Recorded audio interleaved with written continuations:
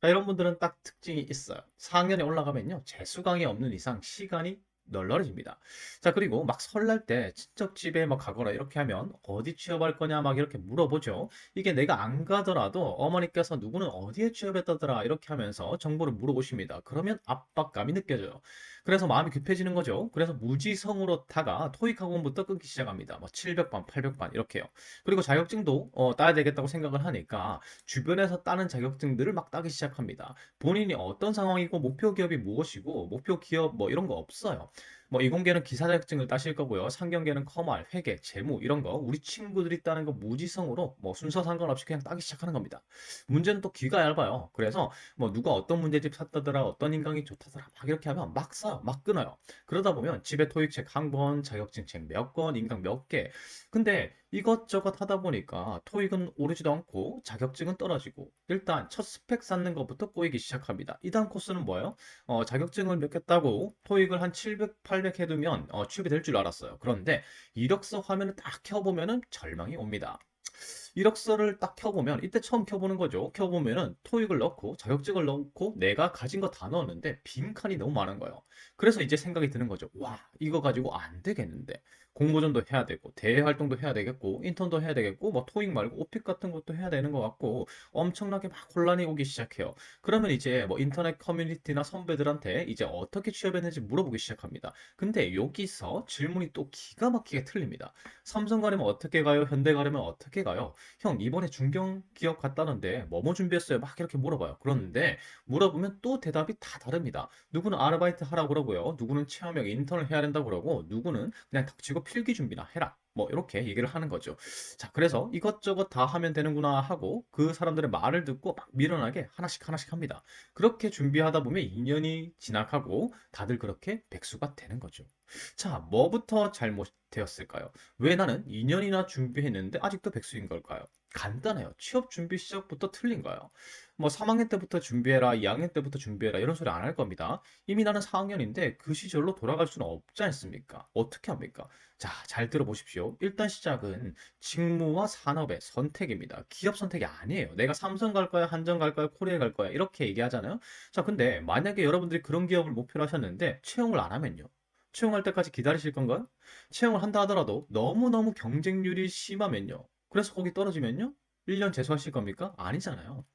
그래서 아무 때나 이것저것 넣으면 시간 낭비하고 떨어지는 횟수만 늘어나는 겁니다. 범위를 좁혀야 돼요. 우선 산업부터 시작입니다. 뭐 상경계 같은 경우 혹은 기계나 전기 이런 전공자분들 같은 경우 거의 모든 회사에 지원이 가능합니다. 그런데 산업별로 이 기업 문화나 선호하는 인재가 다릅니다. 여러분들 생각해 보세요. 자동차 회사나 금융 회사가 선호하는 인재상이 같을까요? 식품 회사나 IT 회사가 조직 문화가 같을까요? 산업마다 특징이 있고요. 그에 따라 좋아하는 스펙과 경험이 다릅니다. 그런데 이 같은 산업의 회사들은 선호하는 것들이 조금 비슷비슷해요. 그래서 여러분들이 산업을 먼저 정하셔야 되는 거고, 그 다음 직무입니다. 직무를 선택해야지 여러분들이 기본적인 전공 자격증 외에 어떤 자격증을 딸지가 결정이 됩니다. 이걸 결정 안 하고 만약에 자격증을 따시면은 시간 낭비 그리고 오버스펙이 될 가능성이 높습니다. 예를 들어서 상경계 같은 경우 기본이 커말이죠. 일단 2급 정도 따두신 다음 그 다음 직무가 결정이 돼야지 다음 자격증을 따는 거예요. 내가 만약에 마케팅 직무로 갈 것 같으면은 사회조사 분석사나 경영지도사 마케팅 이런 걸 따시는 거고요. 총무직으로 가실 것 같으면은 사조사가 필요 없죠. 커말 1급으로 가시거나 추가적으로 워드나 한글 속기 뭐 이런 OA 자격증을 보강하거나 아니면은 비사 자격증을 취득을 하는 거죠. 뭐 이공계 같은 경우에도 많이 뽑는 직무가 생산 관리하고 품질 관리잖아요. 그러면 내가 기계 전공이다. 그러면 일반 기계 기사 뭐 전공 그 기사 자격증 하나를 딴 뒤에 뭐 식스 시그마를 하든 ERP 생산 정보 관리사를 하든 경영 지도사 생산 관리 자격증을 따든지 이렇게 이제 결정이 되는 겁니다. 근데 취업 준비 기간이 길어지는 사람들은 반대로 하는 거예요. 남들이 따는 거 따고 그걸로 지원할 수 있는 회사를 알아보다 보니까 나중에 보면 이 직무를 할 때는 이 자격증이 필요 없었는데 이런 게 생기는 거예요. 그러면 취업 준비 기간이 길어지는 수밖에 없겠죠. 자, 직무 자격증이나 이런 것들은 제가 블로그나 유튜브에서 한번 정리를 해드렸죠. 댓글로 남겨드리겠습니다. 자, 그러면 산업이란 직무를 선택했다. 여기서 끝이 아니에요. 그 다음에 뭘 결정하셔야 되냐면 필기를 칠지 말지를 결정하셔야 되는 겁니다. 공기업 같은 경우 경력직 입사가 아닌 이상 무조건 필기를 칩니다. 그런데 신입이면은 대기업 같은 경우에는 필기를 치는 것도 있고 필기를 치지 않는 것도 있어요. 이게 준비하는 데 지대한 영향을 미칩니다.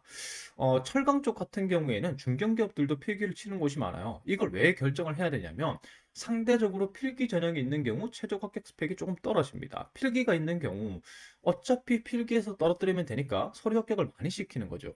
그래서 필기가 없는 회사들보다 최종 면접까지 상대적으로 낮은 스펙자가 많이 올라가게 되고 최종 합격자도 필기가 없는 회사들보다 그 스펙이 낮을 수밖에 없겠죠. 그렇게 되니까. 그런데 필기가 없는 회사들은 서류에서 다 걸러야 돼요. 면접 기회를 다 줄 수가 없잖아요. 그러다 보니까 뭐 필기는 하루에 몇천 명씩 학교 몇 개 빌려서 쫙 걸러내서 탈락자 발생시키면 되는데 면접은 그게 안 되죠. 그래서 서류에서 최대한 걸러야 되니까 뭐 대기업 같은 경우 자기소개서를 다 평가하기도 힘들어요. 그러니까 정량평가로 거의 다 탈락을 결정하는 거고 고스펙자가 면접에 올라가게 되는 겁니다. 그래서 필기를 칠지 말지를 결정하는 게 내가 스펙을 어느 정도까지 준비할지 척도 가이드가 되는 거예요. 자, 그러면 이제 산업, 직무, 필기 준비 여부가 다 결정이 됐어요. 그러면 선택한 산업군, 희망 직무에서 채용하는 대기업 한 5가지 정도만 조사를 합니다. 채용 공고하고 채용 후기하고 뭐 합격자 스펙 이런 것들을 막 검색해 봅니다. 그래서 내가 만약에 필기를 치기로 결정했으면 필기 전형이 있는 회사 5개, 필기를 치기로 결정하지 않았으면 필기 안 칠 거면 안 치는 회사 5개 이렇게 정보를 쫙 수집해요. 그러면 공통적인 지원 자격이나 우대 사항, 그리고 합격자 스펙, 뭐 보유 경험, 교육 인턴 여부 이런 것들이 쫙 정리가 될 겁니다. 그러면 내가 그 산업에 그 직무를 가려면 뭘 해야 되는지가 쫙 정리가 되는 거예요. 그래서 뭐부터 할지 순서대로 계획을 쭉 짜시면 되겠죠. 요게 처음 시작인 거예요. 그리고 이런 것들을 검색하시면서 그 자료 조사를 해보시면요. 추가적으로 뭐 어떻게 준비했고 어떤 문제집을 썼고 이런 것들이 쫙 정보를 얻을 수 있습니다. 자, 근데 여기서 인터넷에 있는 정보를 다 믿으시면 안 돼요. 광고가 너무 많아요. 그래서 블로그나 유튜브 같은 데서 정보를 얻고요. 검증력으로 옥하방을 가시면 됩니다. 그러면 그런 오픈 카톡방 좀 만들어진 지 오래된 데 가보시면요. 거기에 취준 4, 5년 하신 고인물들이 한두 명 꼭 있어요. 그래서 요런 거 준비하려고 하는데 자격증 요거 인강 괜찮을까요? 이렇게 물어보시면요. 아, 거기 쓰레기입니다. 이렇게 이제 꼭 도사처럼 나타나가지고 조언을 해주십니다.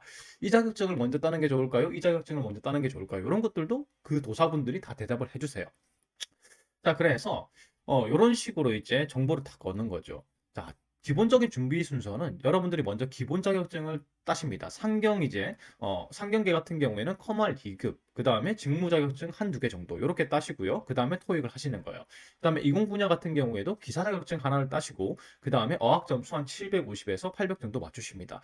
여러분들이 이게 제일 처음에 이제 해야 될 건데 어학 점수를 나중에 하면 안 되냐? 이렇게 이제 말씀하시는 분들도 계세요. 그 유효 기간 있으니까. 근데 그러면 안 돼요. 왜냐하면 이게 안 되면 인턴을 하지 못합니다. 그래서 영어 점수부터 만드셔야지 인터넷 지원 자격이 되시는 거거든요. 그래서 나중에 다시 하는 일이 있더라도 점수를 더 올리는 한이 있더라도 먼저 토익 점수를 맞추셔야 돼요. 그래서 기본 스펙 되고 인턴 지원할 토익이 되면요. 인턴을 지원하시면서 이제 스펙업을 하시고 직무 관련 자격증을 추가로 취득하시거나 대외 활동 공모전을 나가든지 외부 교육을 받든지 하시는 겁니다. 그렇게 뭔가 하나씩 늘어나게 되면은 인턴 합격 확률이 올라가겠죠. 그래서 그러다가 이제 인턴 합격을 하시는 거예요. 인턴을 합격하시면요, 막 일을 막 빡세게 시키는 게 아니에요. 할 게 별로 없어요. 그러면 그때부터 이제 필기를 본격적으로 준비하시거나 아니면 필기를 안 치시면은 자격증을 더 준비하시면 되는 거예요. 그렇게 하다 보면 인턴 이제 수료가 됐고 자격증도 어느 정도 준비가 됐어요. 그렇게 이제 정규직 이제 지원을 시작하시는 거죠. 그렇게 정규직 지원을 하시면서 자격증 또 더 늘리고 그 다음에 면접 스터디 하시고 이렇게 이제 준비를 하시는 겁니다. 그러면은 내가 불필요한 교육도 안 받았고 불필요한 자격증도 안 땄고 이렇게 되면은 취업 준비 기간이 자연스럽게 줄어들 수밖에 없는 겁니다. 자, 여러분들 반드시 기억하세요. 이게요, 처음에 준비하실 때 시작이 중요합니다. 산업 준비하시고, 선택하시고, 직무 선택하시고, 필기 칠지 말지, 이거부터 먼저 준비를 하시는 거예요. 이게 안 되면, 취업 준비 기간이 길어지는 사람과 짧은 사람의 차이는 딱 한 끗차입니다. 목표 산업과 직무, 그리고 필기를 칠지 말지 결정을 딱 안 하면요, 남들 따는 자격증 따고, 어학학원 다니니까 그냥 따라가고, 이렇게 하다 보면, 필요 없는 자격증을 따게 되고, 토익은 또 만료가 되고, 정규직이 아니라 인턴도 계속 떨어지고 인턴을 했는데 지원 회사랑 아무 관련 없는 인턴을 하게 되고 이게 개미지옥인 겁니다. 여러분들은 목표 산업과 직무 그리고 필기 응시 여부 요거 반드시 결정하시고요. 그다음에 계획 세세하게 세우셔가지고 취업 준비 기간이 2년 이상 되지 않도록 2년 안에 취업할 수 있도록 꼭 산업과 직무 필기 응시 여부 결정하고 취업 준비 시작하십시오.